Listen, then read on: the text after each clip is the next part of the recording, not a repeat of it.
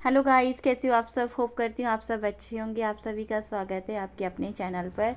Guys, आज मैं जा रही थी अपने घर और मुझे अपना अल्ट्रासाउंड भी करवाना था और कुछ और भी चीज़ें थी जो बच्चों के लिए लेनी थी, तो इसलिए मैं जा रही थी अपने घर। तैयार हो गए थे और ये दूसरा दिन है जो अभी ब्लॉग आएगा, उसका दूसरा दिन है। आप सब देखिए कि तरह मेरा क्या हाल बना रखा है।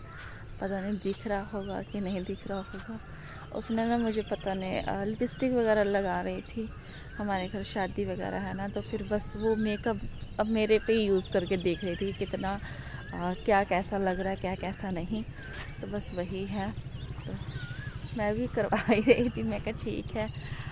देख रही है ना, छूट नहीं रही है। पता नहीं लैक्मी की जो लिपस्टिक होती वाटर प्रूफ, और वही है। मुझे ना यहाँ गांव में थोड़ा ब्लॉगिंग नहीं करनी है। तो गाइस चलिए अब चलते हैं नीचे। नीचे चलते हैं और जाकर देखते हैं क्या। उन रेनू ने बोला मुझे कि ये सब उठा के लाना। मैं सोच रही कि एक दो वीडियो बना लूँ, उसके बाद जाते हैं। तो ये सब लेकर चलना है हमारे यहाँ ना। देख, और ये देखिए हमारे यहाँ ऊपर ही बनता है खाना, क्योंकि नीचे अब जगह नहीं है और उतना अच्छे से बना भी नहीं है नीचे कि आपको दिखाएं। और ऊपर ही बना लेती है गीता सुबह शाम खाना, मेरी जो भाभी हैं। तो ये आप सबको दिखा रही थी। बहुत मेहनत करके ये घर बनाया गया है, यहाँ से लेकर पंजाब तक ले, मतलब बहुत ज़्यादा संघर्ष किया है हम सब ने।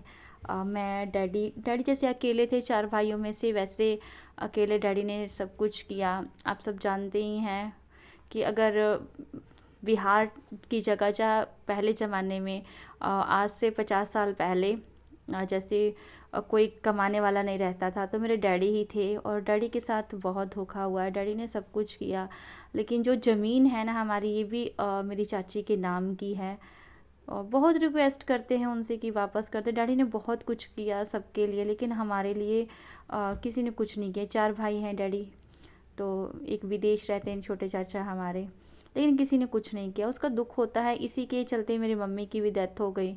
ज़मीन के बारे में हमेशा सोचते थे कि कब कर देगी, हमारे नाम कब कर देगी, लेकिन इन्होंने कभी की नहीं। मेरी चाची ने हमारे नाम से ज़मीन की नहीं। घर तो बन गया है, अब बाकी भगवान है।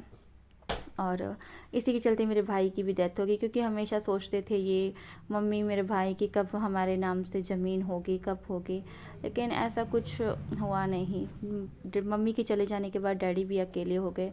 मेरे मम्मी डैडी कभी अकेले नहीं रहते थे, मतलब हमेशा साथ ही में रहे हैं, यहाँ से लेके पंजाब तक ले।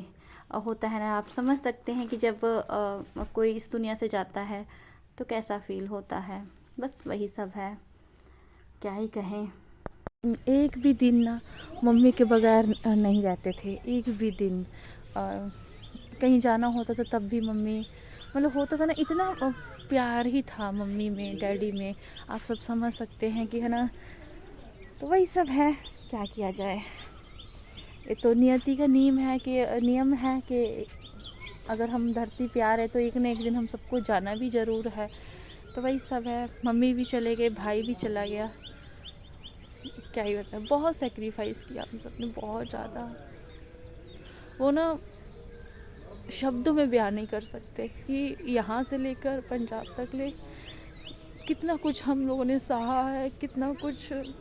जो जो टाइम नहीं आता है, मैंने अपने ससुराल में भी वो टाइम देखा है और यहाँ भी देखा है। वो कहते हैं ना कि ससुराल में तो चलो कहते हैं कि है ना, दूसरे हैं बेगाने हैं तो सह लेते हैं, लेकिन यहाँ पर तो सब अपने ही होते हैं ना मायके में। तो बस डैडी थे। गाइस, आप सब समझ सकते हैं कि अब मम्मी चले गए, भाई चले गए, ये क्या क्या करना ये घर का। मतलब बहुत दुख होता है सोच के कि इतना कष्ट सहकर मम्मी वो छोटे से घर में थे, झोंपड़ी में थे, कितना साल सेक्रीफाइस किया, सब कुछ किया, सबसे लड़े, सब कुछ किया, लेकिन अब वही नहीं है। जिनको रहना चाहिए वही इस घर में नहीं है। तो बस उसी बात का दुख है, क्या कर सकते हैं।